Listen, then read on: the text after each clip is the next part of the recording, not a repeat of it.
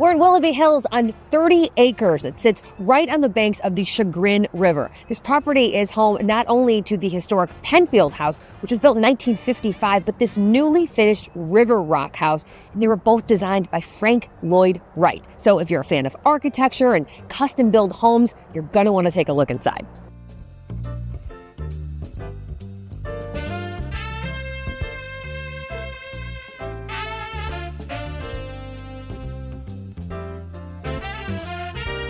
So this whole place was put together by a mother-daughter duo, and we have Sarah here, the daughter of that duo. Tell me a little bit about the history of this place. This is not the first property that you guys are involved in, and it's really beautiful here. It is, it is. So back in 2018, we relocated from Florida. Oh, okay. Back home. All right. This is home for us.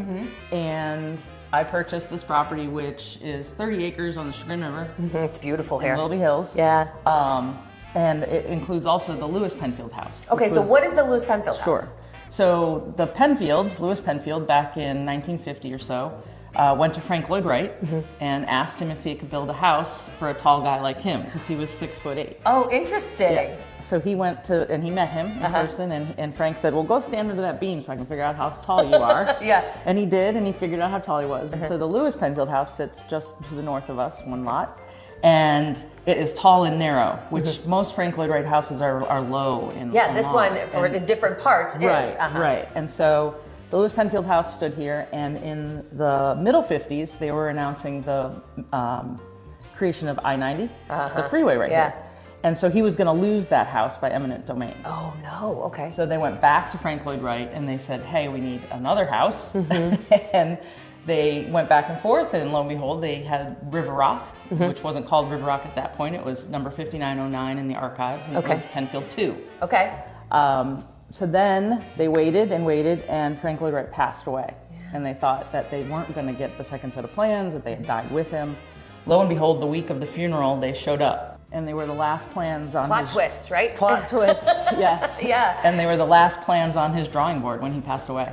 So there's the last residential design. This is the last house. Residential design from Frank Lloyd Wright. All right, so tell me a little bit about the elements of this home and what's so special. I mean, this took a lot of detail and thought. It is. Well, it's funny because there were 9 pages of plans, just 9.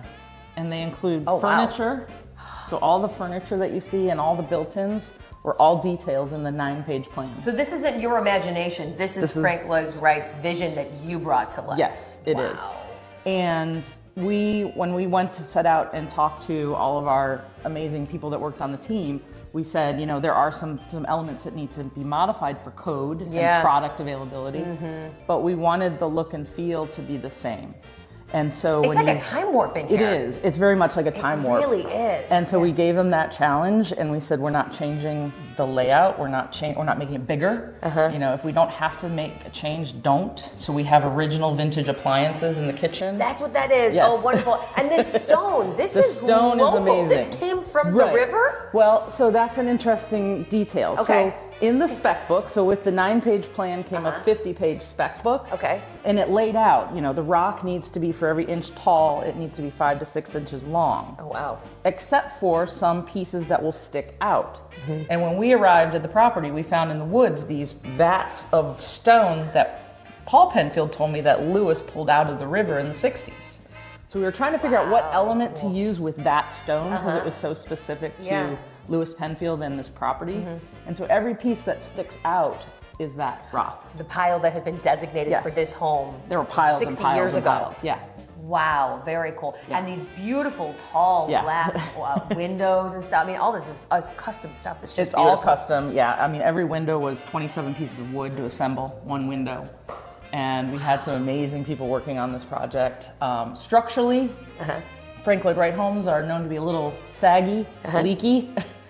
We had Isaac Lewin out of South Euclid was our structural engineer, and there is no sagging going on here. A little bit more steel under the skin, but in our opinion, that's going to make it last longer. And it's an important element to Frank Lloyd Wright's history to have this home last, since it took so long to get here. For sure. All right. I love all the details. I'm going to go explore a little bit and maybe find your mom in another part of the house. Yes, my mom is in another part of the house. Okay, sounds good.